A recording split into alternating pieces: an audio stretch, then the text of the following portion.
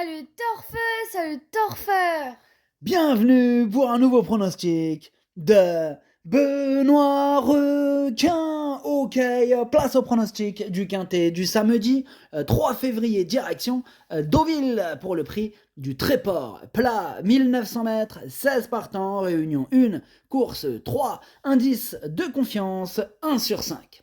Alors cette vidéo je la tourne avant l'arrivée du quintet de ce vendredi et je reviendrai bien sûr dessus demain. Ok, c'est parti, on commence le pronostic et on commence avec le numéro 1, Célestin, et on écoute l'entraîneur Julian Rézimon. Célestin ne nous apporte que des satisfactions. Lors de son avant-dernière tentative, il nous a montré qu'il demeurait compétitif à cette valeur, mais le parcours est déterminant. Il doit souvent porter du poids avec une marge très réduite. Sa forme étant toujours excellente, on y va, en espérant un très bon résultat. Eh bien, on te le souhaite, ce très bon résultat, Julian Rézimon. Moi, il me plaît bien, ce numéro 1. Je l'ai gardé, je l'ai mis, pour être exact, je l'ai mis 6ème. On enchaîne avec le numéro 2, Zaya de la Plata, et on écoute Joël Buonard. Zaya de la Plata paye ses victoires de l'an passé dans les handicaps, beaucoup moins relevés.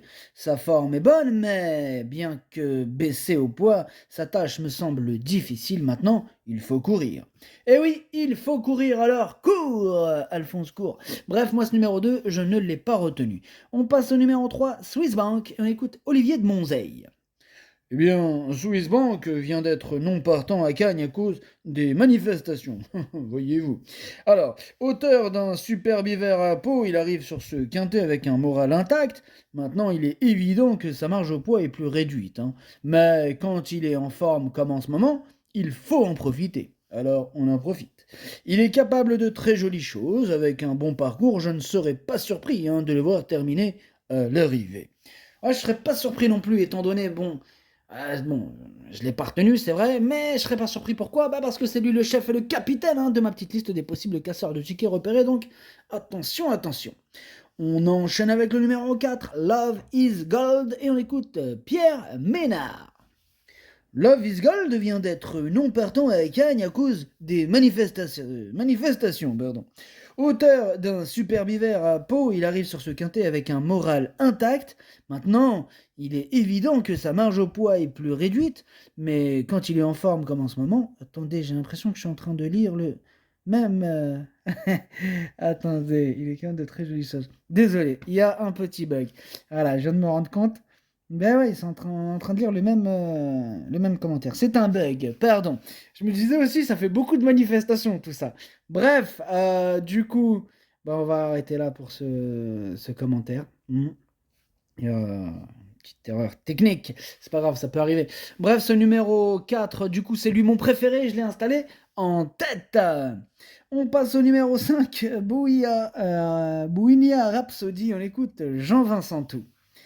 Bouinia Rhapsody semble en bonne forme, je trouve qu'il progresse et qu'il devrait bien se comporter, reste à savoir s'il vaut ses 39,5 de valeur.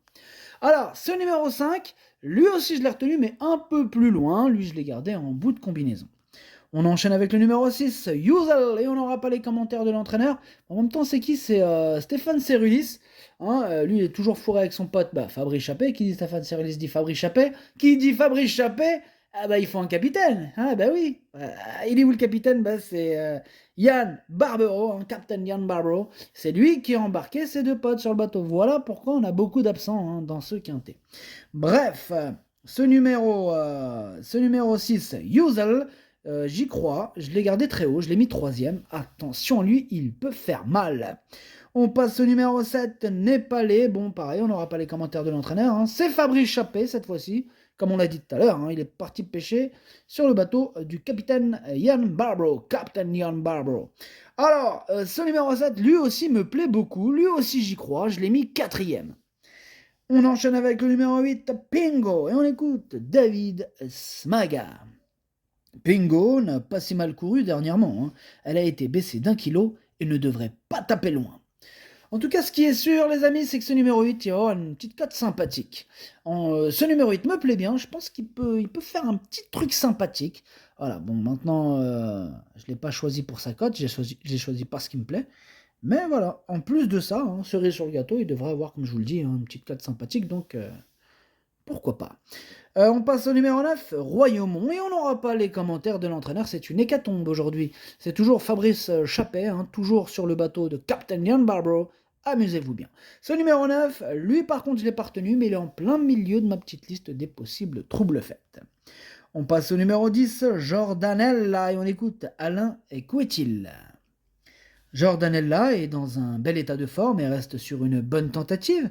Elle va prendre part à son premier quintet, mais elle a de la qualité. Il faut donc tenter et espérer un bon parcours. Alors, ce numéro 10, lui non plus, je ne l'ai pas retenu. Par contre, c'est lui mon gros regret. C'est lui mon cheval de complément en cas de non partant. Attention, possible cassage en vue.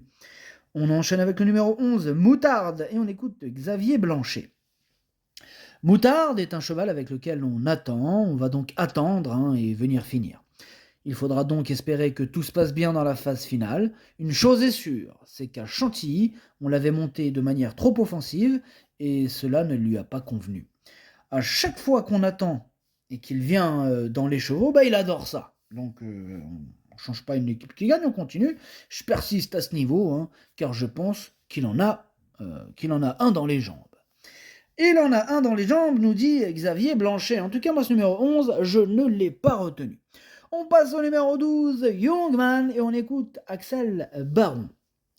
Youngman est un super cheval qui m'apporte beaucoup de satisfaction à chacune de ses sorties. Ses dernières performances à ce niveau sont excellentes, avec un bon déroulement de course. Nul doute qu'il soit encore capable de finir dans la bonne combinaison. Sachez qu'il est resté dans un superbe état de forme.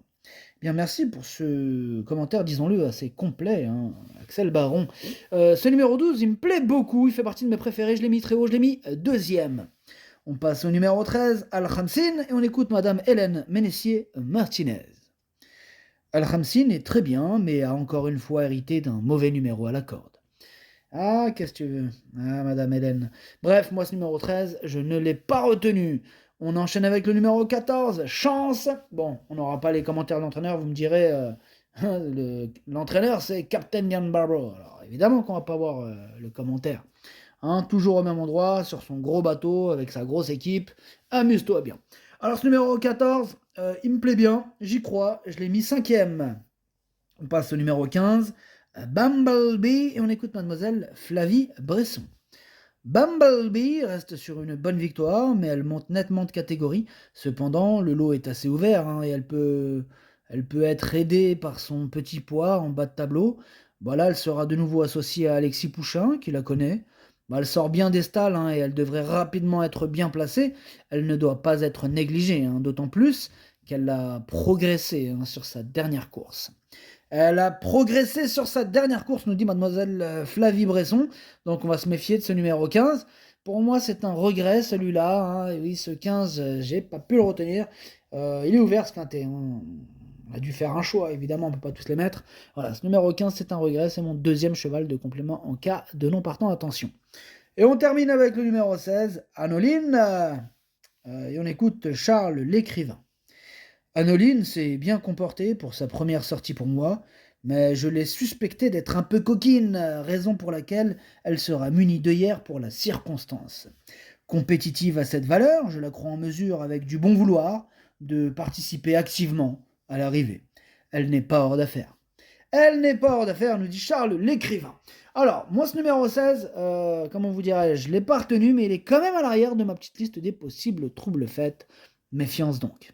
Le pronostic, ça donne 4, 12, 6, 7, 14, As, 5, 8. Merci d'avoir suivi cette vidéo. N'hésitez pas à mettre un pouce bleu si la vidéo vous a plu. Pour accéder à tous mes tickets pour la course du Quintet, rendez-vous directement en description de la vidéo. À jouer avec modération. Bonne chance. Chopez-le-moi! Ciao.